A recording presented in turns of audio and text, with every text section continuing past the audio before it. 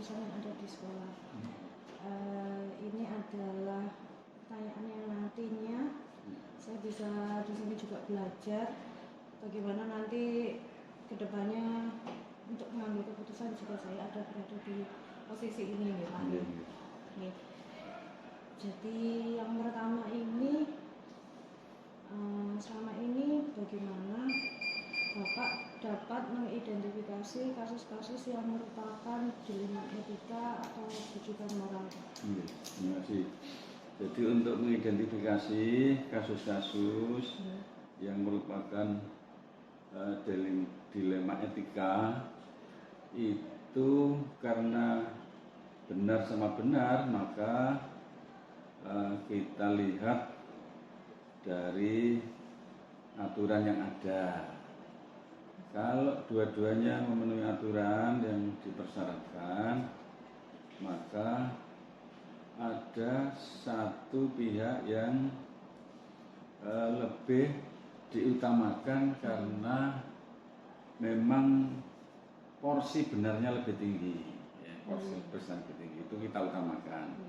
Misalnya kalau ada guru yang sertifikasi yang jamnya harus terpenuhi karena ada mutasi guru baru, sehingga guru GTT-nya ini kita kurangi jamnya, itu sehingga nanti karena sama-sama benarnya yang GTT harus mengikuti, ya, karena ada aturan yang lebih diuntungkan untuk yang sertifikasi. Sedangkan yang bujukan moral itu versus benar sama salah, sehingga ini lebih mudah untuk mengidentifikasi melihat dari aturan yang ada, di peraturan-peraturan yang mana yang memenuhi dan yang tidak memenuhi. Itu untuk jawaban yang identifikasi, saya kira itu. Iya, terima kasih. Untuk pertanyaan selanjutnya, bagaimana Bapak menjalankan pengambilan keputusan di sekolah Bapak, terutama untuk kasus-kasus di mana ada dua kepentingan yang sama-sama benar atau sama-sama mengandung nilai kebajikan? Ya. Jadi kalau kasusnya benar sama benar, ini nanti kita upayakan ada saran pendapat dari Bapak Ibu Wakil Kepala Sekolah, utamanya terkait dengan pembagian jam itu dengan lokasi kurikulum. Kita diskusikan bagaimana baiknya, ya, bukan bagaimana enaknya, itu bagaimana baiknya, sama-sama baik, ya, karena sama-sama mengandung nilai kebajikan, sehingga tidak sepihak oleh kepala sekolah. Barangkali itu untuk yang kedua. Untuk yang selanjutnya Pak B, pertanyaannya, langkah-langkah atau prosedur seperti apa yang biasa Bapak lakukan selama ini? Ya. Jadi masing-masing Bapak Ibu guru atau yang ada nilai-nilai kebajikan, ada masalah-masalah yang mengandung nilai kebajikan, itu kita panggil, ya, kedua-duanya, dua gurunya kita panggil, kita jelaskan. Kemudian setelah kita beri informasi tentang urutan langkah-langkah kebijakan, nanti baru kita bawa ke rapat dengan para wakil kepala sekolah. Setelah itu nanti baru kita berikan surat keputusan. Kalau nanti keputusannya di tengah jalan, berarti ada penugasan, ya, penugasan supaya sama-sama jalan. Itu sehingga sama-sama enak antara dua pihak yang sama-sama mengandung nilai kebajikan. Kalau nanti yang bujukan moral itu kan sudah jelas aturannya.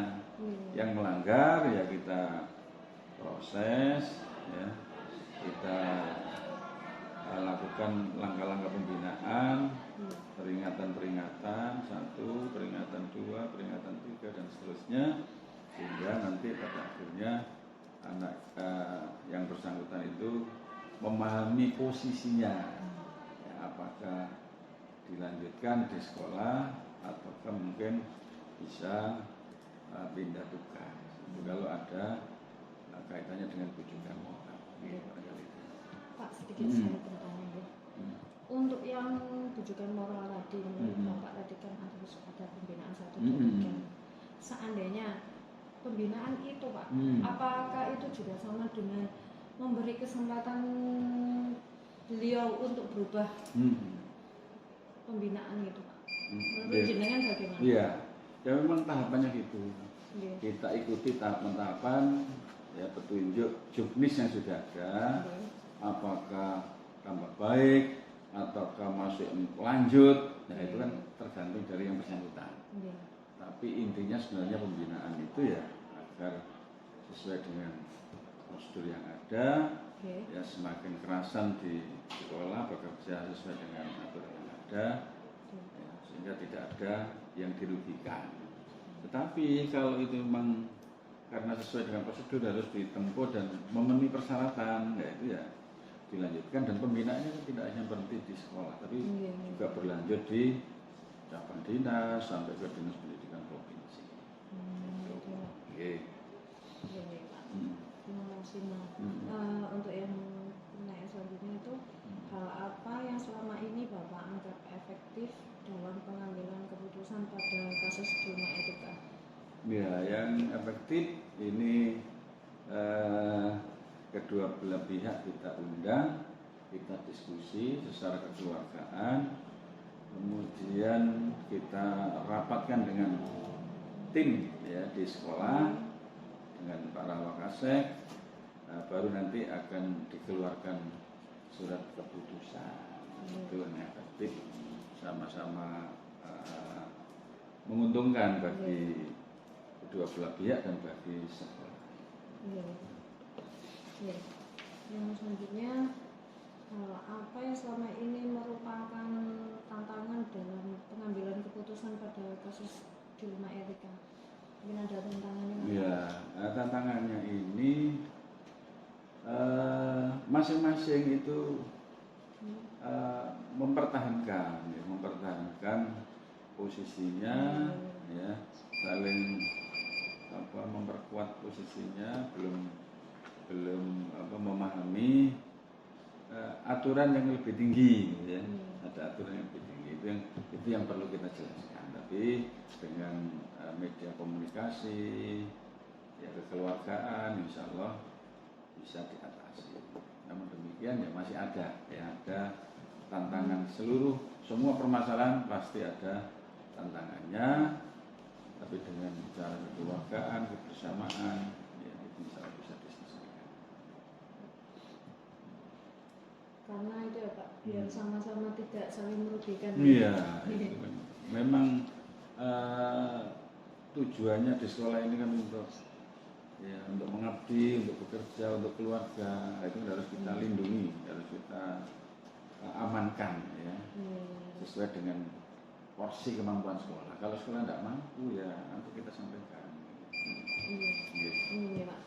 Dan selanjutnya Pak, apakah Bapak memiliki sebuah tata kelola atau jadwal Pak dalam sebuah penyelesaian kasus Dilma Etika?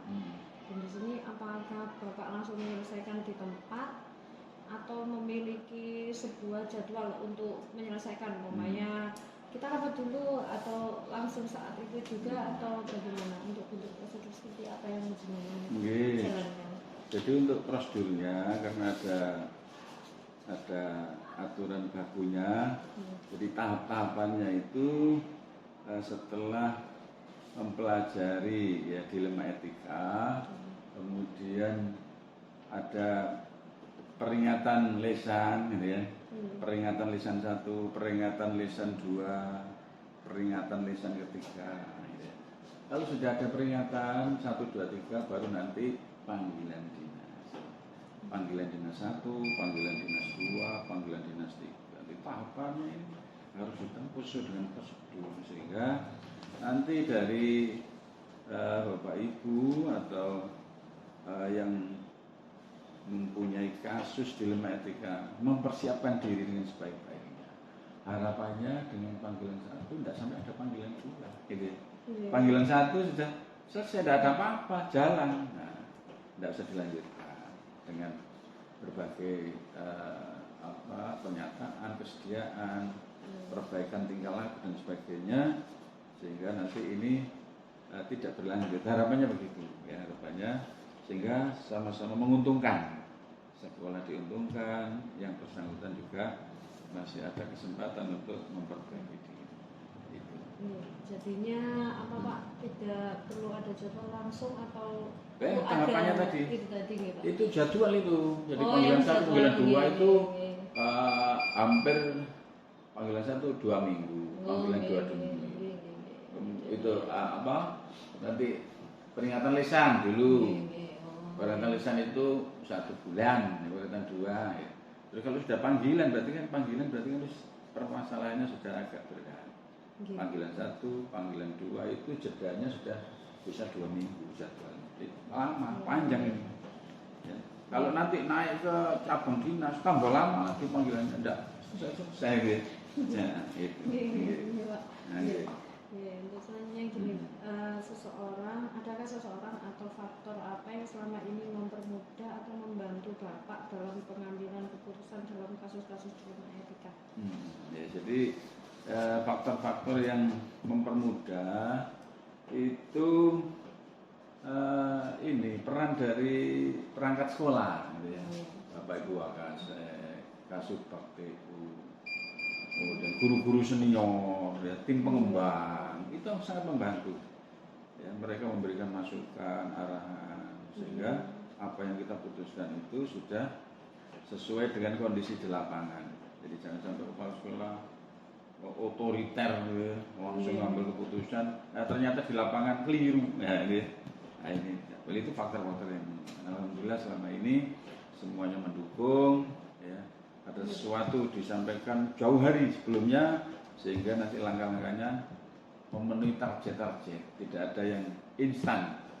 Ya, dan ini alhamdulillah sampai saat ini tidak ada masalah yang signifikan. Ya.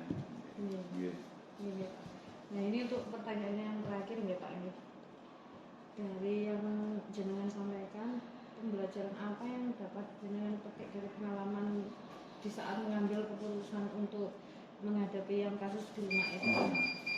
Iya, jadi pembelajaran yang diambil dari setiap permasalahan ini, ya harapannya tidak ada kasus-kasus yang berkembang lagi. Jadi jauh hari sudah diingatkan, karena itu selalu ada himbauan-himbauan, ada rapat-rapat dinas mengingatkan, mengevaluasi, supervisi, itu semuanya dalam rangka itu, supaya tidak ada kasus-kasus. Kasus-kasus itu menjadi dilema etika itu nanti menjadi pembelajaran ya untuk kedepannya jangan sampai terjadi, sehingga selalu ada pembinaan, terus ada penguatan rohani, motivasi, ya, kemudian pengajian agama, doa bersama dalam rangka itu, pokoknya jangan sampai ada masalah. Nah, ini ya. Jadi selain ikhtiar lahiriah juga ada ikhtiar rohani, ya, religi. Nah, kita sering mengadakan doa bersama, itu ya dalam rangka itu. Ini doa bersama si ono kasus, iya itu harus kita tangani. Tapi itu intinya supaya sekolah ini berjalan lancar, sukses, tidak ada masalah-masalah, baik itu dilema etika maupun bujukan moral. Terima kasih atas